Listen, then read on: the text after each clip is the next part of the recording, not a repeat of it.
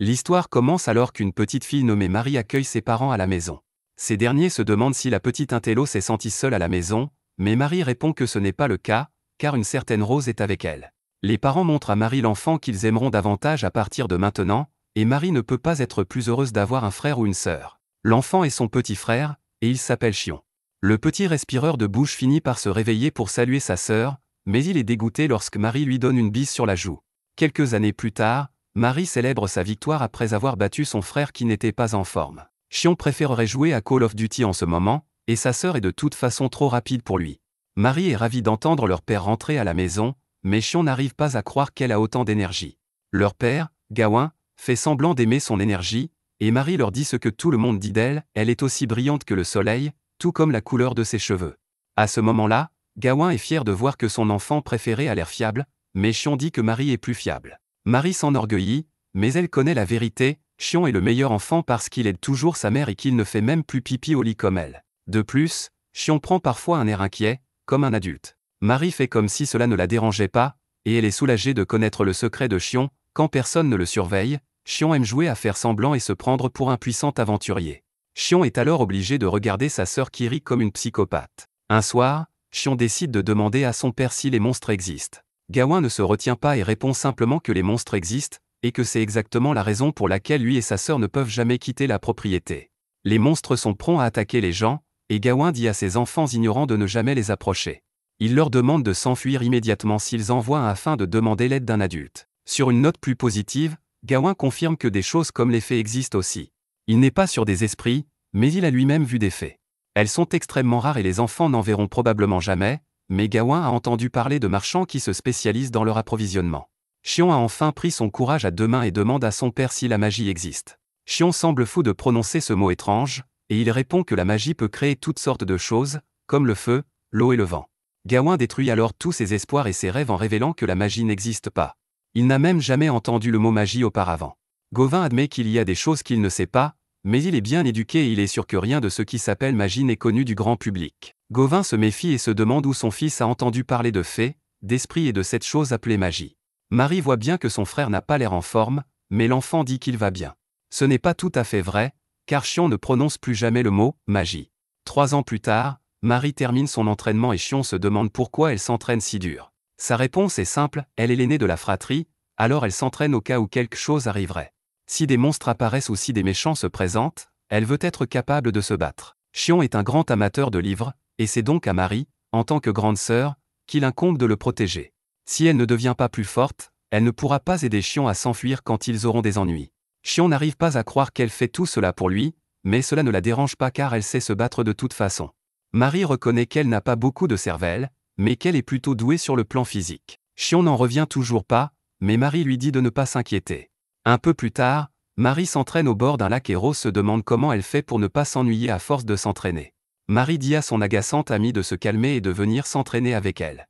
Malheureusement, Rose est épuisée d'avoir aidé son grand-père, et elle se demande pourquoi Marie ne s'entraîne pas avec son frère. C'est parce que Chion est enfermé dans la maison et qu'il étudie, comme toujours. Marie pense que Chion n'a jamais prononcé le mot « magie » depuis ce jour-là, mais elle est certaine qu'il étudie autant parce qu'il cherche une réponse. À ce moment-là, les deux filles sont choquées par une étrange lueur. Un peu plus tard, Marie demande à Chion de la suivre jusqu'au lac. Chion lui rappelle qu'ils ne sont pas censés aller trop loin, mais Marie lui dit qu'ils ne vont pas loin et qu'il n'y a pas de monstre ici. Marie sait que leur mère va se mettre en colère contre eux, mais elle est sûre que ce qu'elle veut lui faire voir en vaudra la peine. À ce moment-là, la lueur revient et Chion est stupéfait de voir plusieurs boules de lumière. Marie a amené leurs parents pour qu'ils la voient dès qu'elle l'a trouvée, mais ils n'ont pas pu la voir. Chion se demande si les adultes sont les seuls à ne pas pouvoir la voir, mais Marie explique que d'autres enfants n'ont pas pu la voir non plus. Certaines personnes le voient aussi différemment, pour certains, les lumières clignotent. C'est un vrai mystère, mais Marie pense que cela a quelque chose à voir avec la magie. Chion est choqué qu'elle se souvienne de ce mot, mais Marie dit qu'elle se souvient de tout quand il s'agit de son petit frère. Le petit discours de Marie est interrompu par le trop sensible Chion, qui la remercie de lui avoir montré cela. Marie est heureuse d'apprendre que les lumières ont soulagé sa dépression paralysante, et tous deux profitent encore de la scène. Le lendemain, leurs parents sont choqués par la rapidité avec laquelle ils ont englouti leur repas. Ils l'ont fait pour pouvoir se dépêcher de retourner au lac, mais le manque de capacités athlétiques de Chion se manifeste une fois de plus lorsqu'il a du mal à respirer après la course. Chion, en vrai petit con qu'il est, veut enquêter sur le lac. Tout d'abord, Il veut savoir d'où viennent les boules de lumière. Marie lui fait remarquer qu'elles viennent de l'eau, mais Xion se demande si quelque chose ne vit pas là-dedans. Marie accepte de faire ce que dit son frère, beaucoup plus intelligent, et Xion lui explique qu'ils vont remplir 3 seaux avec l'eau du lac. Ensuite, ils mettront du sable et des cailloux dans l'un d'eux, des plantes dans l'autre et des poissons dans le dernier. L'écervelée Marie ne comprend pas pourquoi, mais elle accepte son plan. Une fois les 2 premiers seaux remplis, les enfants essaient d'attraper des poissons. Ils ont du mal, mais Xion est toujours heureux, pour une raison ou une autre. Il est heureux d'avoir sa grande sœur avec lui, mais Marie dit qu'il est tout à fait naturel que les frères et sœurs soient aussi proches. Ce n'est pas tout, car elle veut vraiment voir la magie, si elle existe vraiment.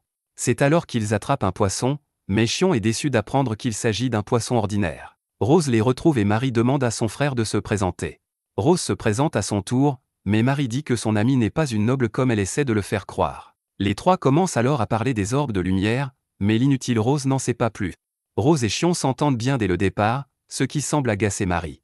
Un peu plus tard, les frères et sœurs sont déçus de constater que, si les orbes sont apparus au bord du lac, leurs seaux d'eau ne produisent rien. Il est donc clair qu'elles doivent provenir d'un autre être vivant dans le lac, mais il serait trop difficile de les collecter toutes pour les tester. Xion, qui n'a jamais été aussi déterminé de sa vie, trouve une autre idée. Quelques instants plus tard, Marie s'inquiète pour son petit frère qui se dirige tout droit vers le lac d'où sortent d'étranges orbes flottants.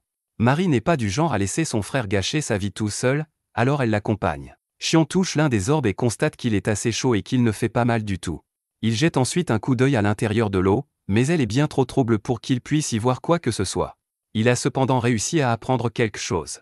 Il est maintenant sûr à 100% que les orbes proviennent d'une créature vivante qui se déplace sous l'eau. Malheureusement, comme ils ne voient pas très bien, ils ne savent pas de quelle créature il s'agit. Après coup, Xion remercie sa sœur de l'avoir aidé, mais celle-ci lui rappelle qu'il n'est pas nécessaire de remercier autant sa famille. Xion insiste, cependant, et Marie accepte. C'est alors que Rose arrive, portant une truite femelle. Elle dit que les mâles sont très faciles à attraper, mais que les femelles ne le sont pas, car elles se trouvent généralement dans les profondeurs de l'eau. Ils mettent la femelle dans le seau avec les autres poissons et sont choqués lorsque les orbes de lumière commencent à sortir. Xion comprend alors que les orbes sont en fait un comportement de cour. Rose explique que cela signifie que les truites veulent se marier pour former une famille. Marie, en état de mort cérébrale, pense qu'il s'agit de la même chose que la famille qu'elle forme avec Xion, mais la jeune fille intelligente la corrige rapidement. Le lendemain, Marie révèle qu'elle vient de se faire gronder par sa mère pour avoir dit qu'elle voulait épouser Xion. Marie a peur qu'ils ne puissent pas rester ensemble pour toujours, mais Xion lui assure que c'est le cas. Il promet qu'il fera tout ce qu'il faut, ce qui rend Marie très émotive. C'est alors qu'ils sont choqués de voir Xion se mettre à briller. Ils pensent qu'il s'agit d'une énergie magique et réalisent que les orbes du lac ont dû s'imprimer en lui. Marie est embarrassée et se demande ce que cela signifie, mais notre garçon Xion sait ce qui est le plus important, la magie. Elle n'est pas censée exister dans ce monde, mais c'est seulement parce que les techniques appelées magie n'ont pas encore été inventées. Xion tremble d'excitation et déclare que c'est ici que son histoire commence. Nous apprenons alors que Xion a été réincarné dans ce monde et qu'il est déterminé à y faire de la magie. Merci d'avoir regardé mon récapitulatif. Abonnez-vous à la chaîne pour plus de vidéos.